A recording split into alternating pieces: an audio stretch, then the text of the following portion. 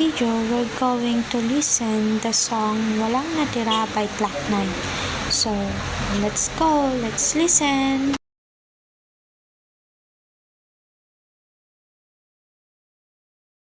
Okay, so I just finished listening to Walang Natira and I'm actually tearing up dahil sa chorus na napakaraming guro dito sa amin, pero bakit really stuck with me kasi yung auntie ko is a teacher and she always talk about her co-teachers na umalis para magtrabaho sa ibang bansa.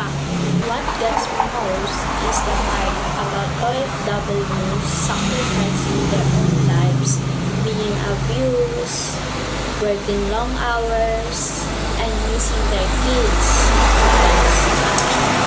My mama has worked in Oman for 10 years and she wasn't by my side for my graduation from elementary to junior high school, and it's really tough, but I know it's for my own good naman.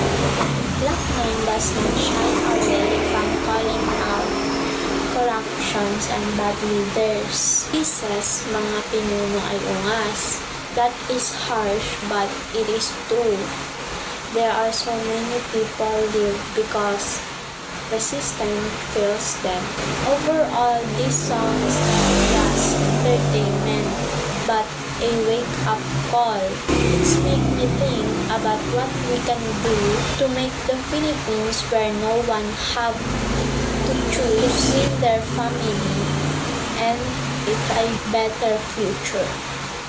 That's it. Thank you for watching.